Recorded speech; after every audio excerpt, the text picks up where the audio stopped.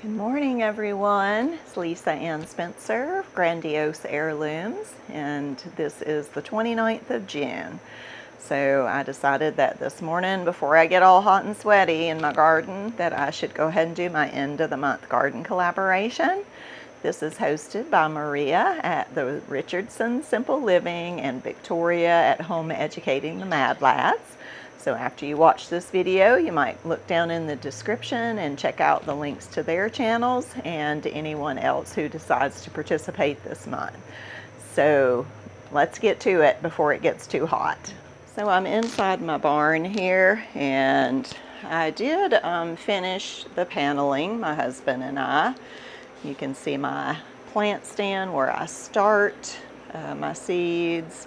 I've got a couple of refrigerators in here where I store my produce through the year. You can see my backup beehives and bee supplies and my bee suit. It's organized, well enough to suit me. I was kind of hoping that I could make it prettier. So I'm still working on it, but the paneling and wainscoting is finished. These seats here are the seats out of my big van. I use the big van to haul things to market through the season. So when these are not covered in junk, you can actually sit here, which is nice. I rarely sit in here, but every now and then I do. I've got my whiteboard where I make myself notes through the harvest season, and then just a bunch of supplies and junk. This old tool chest makes a great tool chest and seed organizer for me. And this old antique washstand was here hidden when we bought the place, and my husband plumbed it in. And it's, as with everything else, messy. So yeah, I use that, and it does get quite hot in here, but I've got a fan, and I actually enjoy it very much. So right outside the door of my barn are these beautiful flowers. Of course, my gladiolus made a show, which I was glad. The spider flower, the cleome. And then I've got like sage down here that's getting overtaken. The salvia is not blooming anymore. Lemon balm, daisies, and my coneflowers, the yellow coneflowers, are really like, look how tall. And then my swamp hibiscus is growing taller than I've ever seen one in my life, and it's about to break out into flower. So by next month, that will be in full bloom. On the back side of the barn here are one of our chicken coops. These are the females that my daughter hatched out, and sadly, like the majority was male, so they will go in the cook pot, but these should start laying eggs soon. So this paddock here, I guess we'll start with this one. I'm going to come in the back side here. This is usually covered, but I open the fence to get my lawnmower in and get my tiller in. So the row that used to be lettuce is now growing some new carrots and beets and a lot of grass, folks. On the back side here is different varieties of squash, and I've got some beans growing on the fence, and we'll go into that paddock next. But you can tell everything is very green and lush. My onions are going to start drying soon. It'll be time for harvest. And here's this monstrosity of a cherry tomato volunteered. And it's got quite a lot of fruits on it, so I just decided to leave it. Not hurting a thing. So, yeah, those onions are looking good. Now right here in this grassy way is where my pea fence was, and because this French drain is here, I've mentioned this before, but underneath here is gravel and a French drain let me turn around, try not to make you dizzy, for the building there to drain the water away from the building. And so, excuse me, the peas were, I don't know, this spot just stays too wet. And I planted these some tomatoes along the fence when I ran out of space, so I removed the fence, bought some cages, and I'm going to till all this, and I've got plenty of other things that need to be planted, but next month this will be growing something. This row is a combination of dill, which has gotten quite tall and it smells so good, and then my kale, which I've mentioned before, I harvest it really hard every week because I take it to market and I also make kale chips. So we go through that really fast. But again, these down here do better. Same with these tomatoes. This end does well, but then when you get up to this end, something about the soil here, and I don't know what it is. I should probably send some soil off and do a test, but I'm probably not going to do that. But the dill is looking really nice. Yeah, I do put these cardboard paths down, and then I move the cardboard, and so the cardboard was here, and now I've put the hay. This is old hay from last year that I scythed and was hoping to have an animal to feed it to, but I don't yet, so I use it as mulch in my garden. I sowed some new squash plants in this empty row. What was here? Lettuce. Lettuce was here. I, of course, removed that, and I've got 3 that did not germinate, so I'm going to come back today and replant those. And then you see some new ones coming up. And the reason I plant so much squash is because when you see my main crop squash in a few minutes, it will, vine borers will get in it and it'll all of a sudden die. So I like to have a second crop coming. So this is a row of grass. No, just kidding. Parsley. It's a big long row of parsley. Again, these plants down here do really well. And then these plants on this side get yellow and kind of just don't grow very well. I also have some onions growing underneath there and a lot of grass. So every year I try to come up with better ways of keeping the grass under control, and then sometimes I just learn to live with it. So this is my 2 rows of broccoli, and of course the heads were gone long ago. But they start to put out tons of these little side shoots everywhere. And I actually harvest a couple of pounds of those every week. And I either sell those, or we eat them, or put them in the freezer. But eventually they'll kind of tire out, and I'll be removing these and planting. I'll probably save room for some of my fall crop planting. And here was cabbage that I harvested. And I have sown... Well, there's Brussels that were in between the cabbage, and those are looking really good. They got teeny tiny little Brussels on there. I've never been good at growing Brussels sprouts, so we'll see how they do this year. But I planted some cucumbers in the empty spaces. Just again, same thing to have a backup crop.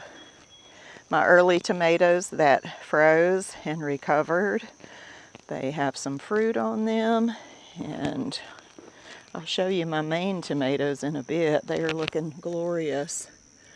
So this bushy row was a row of lettuce that has gone to seed, lettuce and greens. I'm going to pull that out today, actually. These are my cherry tomatoes. There's about 15 or 16. I have harvested a few little fruits, as you can see. Some are starting to ripen. And I've got Cleome everywhere. It's really very beautiful. Here's the last of my pea vines dried, and I was just letting some of the seeds dry to harvest for next year. Here is another row of grass and kale. This is where my peas were. Those are gone. The kale I had planted underneath them. So I don't know if you can even see it through all the grass, but there is a nice crop of kale. And again, I come in and harvest it really hard every week. I just cut the last cauliflower, and this was a row of cauliflowers here, but I've sown basil I have had the hardest time getting basil to grow this year, but I've got a nice row coming along here. Here was another cauliflower. And here's my row of Swiss chard, looking ever so pretty. And again, I harvest this one pretty hard every week. I do sell a little bit at market, like it sells in bursts. Early spring people want it because they're wanting greens, and then this time of year it slows down, and then I've got tons of it, and so we freeze a good bit and eat a good bit. Got this morning glory planted here. That's going to be lovely when it's in bloom. I've got a birdhouse gourd growing here. There's actually a loofah gourd growing under there. Don't know if it's going to do anything. There's a nice little crop of mushrooms and a curly parsley. Ooh, I'm starting to sweat, and the sweat's rolling down and getting in my eyes. Ooh, all right. So we'll go back around this way again and into the next paddock.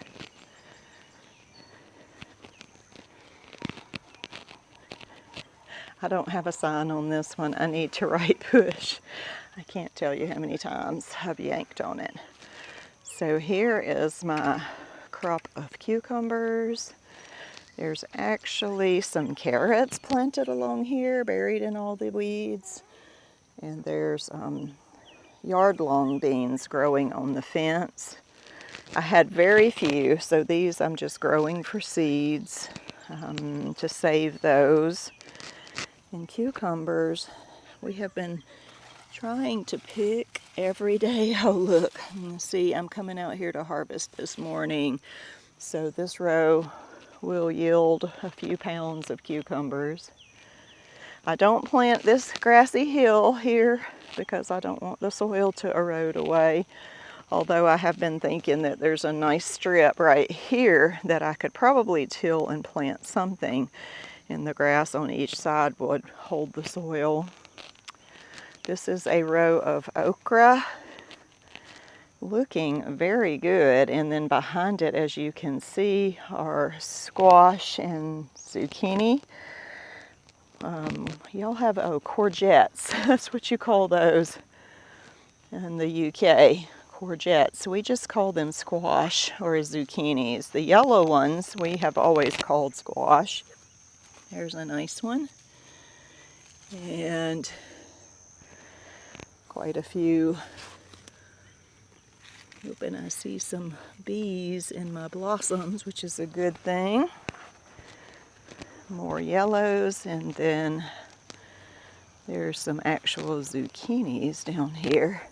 I doubt that you can really even see. There's a nice one. Big, beautiful bloom.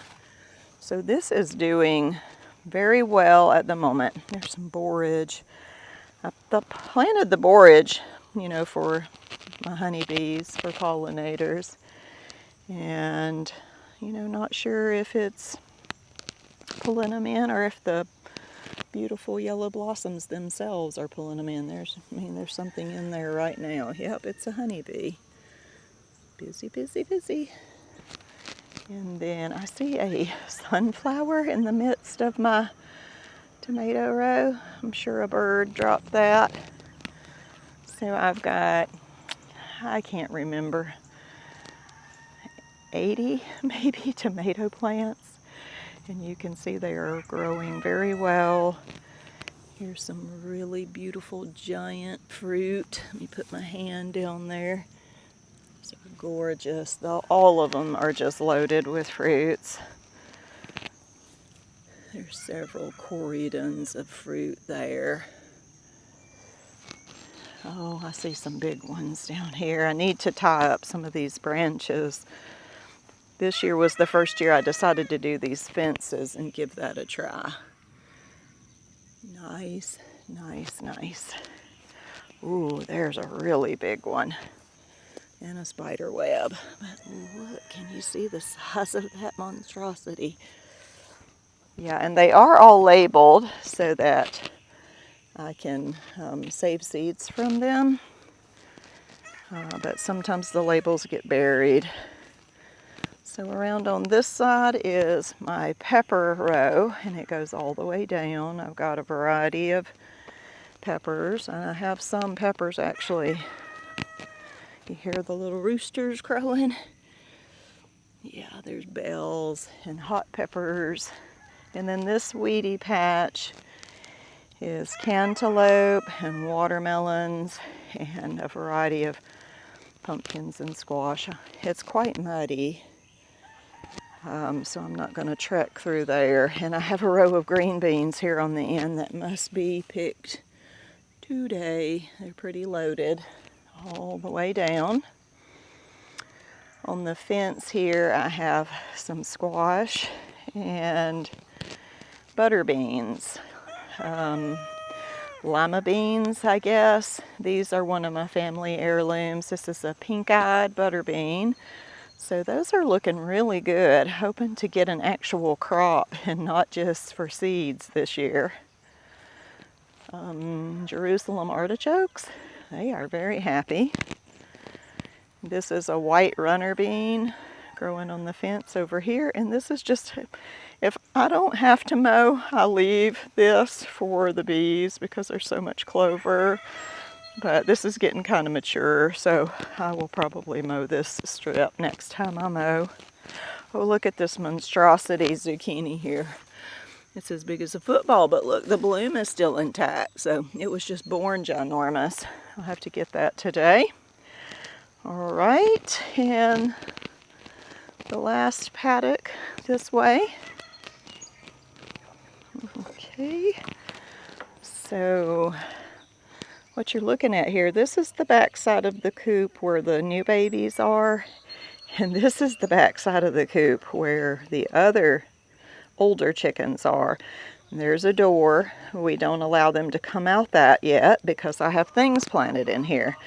Their door opens out to the side to this grassy paddock, which I have not opened them yet, so they're asking to be put out.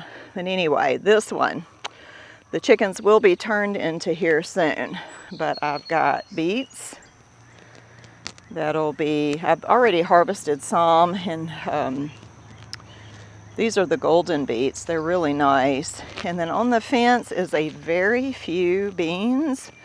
And this was strictly to save seeds of a variety that I was running out of seeds. So these will be dry enough that I'll have some seeds to save soon. I've got 2 or 3 tomatillo plants. I mowed over one with the lawnmower. I've harvested a couple, but it's really not enough for me to use to make green salsa verde is what I want. I've harvested my celery, so there's a couple of kales that I just threw out here. And here's where I've been harvesting celery for market. I've got 3 left. And this area here is where my garlic was. I dug it all. Been eating it, selling it, storing it to plant later this year. And then I sowed it in a rye, clover, wheat blend. That's a cover crop. It's for the good of the soil, but it's also for my chickens. Now this pitiful row of green beans here, this is the row that froze when we had that late freeze in May. But it did recover, and they're rather pitiful, but I actually do come out here and harvest a few green beans off of them. I see one right here. So when I turn the chickens out, they will just polish them off. We've been harvesting raspberries. The harvest is just about over. The chickens will come in and clean all this grass up out from under them. They do them so much good, scratching and eating the bugs. But I've got some really tall weeds in here that I'm going to have to come in and dig out by hand. So this is my potatoes, grass. So these I've got to dig today, this little half row here, it's ready to be dug. These have already been dug and eaten, sold, or they're in my house waiting to be sold or eaten. This grassy row here, all the potatoes are gone. And then this last row here, these are not ready to be dug yet. So you can actually see that these are potatoes and not just grass. They look really, really good, and they're going to need a little bit more time. And you notice how shady it is in this corner in the morning. So these, of course, are going to be the last ones to mature, besides that they're a later potato. So they look good down here. I'm not too ashamed for y'all to see that. I guess I'm not ashamed for you to see any of it, but I'm a one-person show, and sometimes I'll ask for help, but for the most part, this is me doing this all by myself because it's my hobby. It's what I love. So the strawberries are done, and I'll just let them grow. You can tell that they're already getting kind of dull and tired. So in about 3 weeks, when we're ready to turn the chickens in here, I will actually weed eat over it and put chicken wire over it to keep the chickens out. And then in 3 months, they'll go to this paddock, and I can pull the chicken wire off and straw them for the winter. Excuse me. Asparagus you can actually see now. There's not a lot, but maybe next year our family can at least have some to eat off of it. Let's go. The orchard is here. We'll go through. I had planned on planting some things along the fence, but it was too much, so I didn't. But I have a volunteer tomato there, of course. And these are some wildflowers that were in a packet last year that I tilled right here and just threw out some wildflower seeds, but these reseeded. I know they're coneflowers, brown-eyed Susans. They're very pretty. You see little butterflies and tiny pollinators on them. That's what they're for. My husband planted, oh look, he planted pawpaws that he ordered, and this one is making a comeback. And my husband he's been half mow. He helped, so I'm not complaining. He ran the sickle bar out here to mow around the orchard a little bit, and he's obsessed with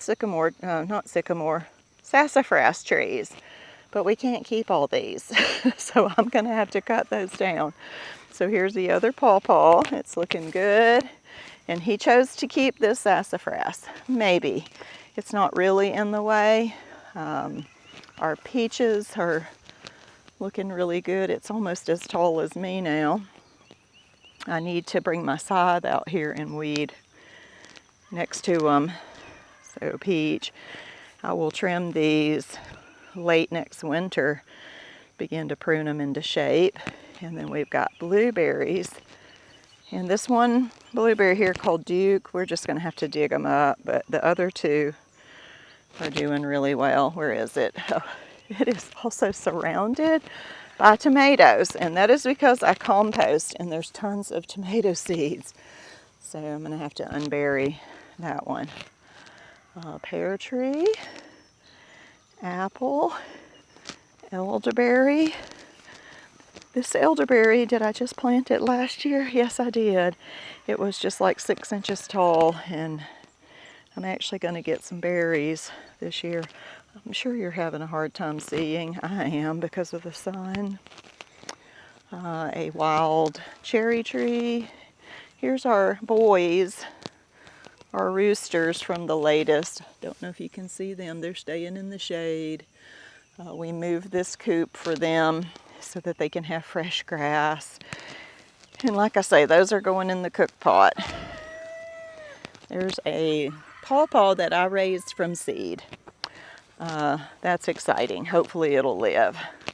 More blueberries down here, and again the one in the middle, it's a variety called Dukes, and it's not suited for here. It just will not grow. This one's looking super good.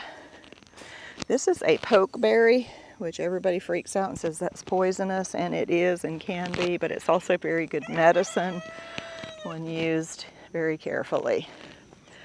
This is a swarm trap and an empty hive where I put a swarm in, but it did not stay, which that was kind of sad. And here's some little flowers. I don't know where they came from. Maybe they were in a mix. And my bees, oh my goodness. I'm actually going to get a little closer. I'm going to go through the electric fence. And boy, it's a hot day and they are busy.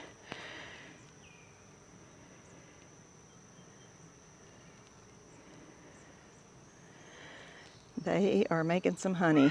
You can see that my tower is taller, and that's because they are making honey. This one is a little bit smaller. It has made some honey, just not as much as the other. But I'll get my first honey harvest this year, and I'm pretty excited about that. Okay, well, we are going long today. So I am not going to walk up the hill, but I will show you up the hill to the pole barn. And I have taken you guys on tours up here in the past. It's been a while. It's just too hot today, but I want to see. Can you see? Let me stop and zoom in. Up there on the tippy top hill, you might see some white electric fencing. So we have tilled that. It's not planted yet, and we're right on the verge of it almost being too late, but we're going to plant sunflowers, beans, corn, a short season corn up there after the holidays when the ground dries, if it ever dries. So that is the plan. I don't think that I have anything else much to show, so we'll just go sit down and have a farewell chat.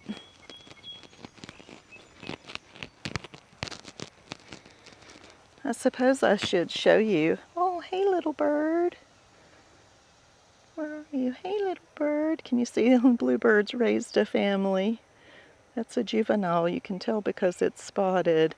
She wants to fly, but she's afraid. Hey baby. Will you fly? Yep. Okay, so my flowers just have not done really well this year, and I'm not sure why. It has stayed very wet, and up till now, pretty much cooler. I mean, I've got little things growing, trying to grow. The weeds grow very well. So I've got some borage and amaranth. Oh, there's a honeybee visiting a borage flower. I've got garden balsam, I've got some marigolds, I have dill, because I wanted to grow a lot of dill. I've got the Love Lies Bleeding. I usually have tons of that. Oh, there's a toothache plant blooming. It looks blurry to me, but I don't know if that's because I don't have my glasses on and my eyes are filled with sweat, but anyway, I do have a few like zinnias, but they're very tiny. There's a daisy. But yeah, it's done quite pitiful. My children are like, Mom, what's wrong with your flower bed? I'm like, I don't know. So that's kind of sad.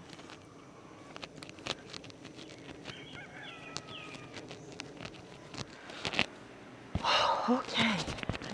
It is supposed to be in the 90s today with a heat index of over 100.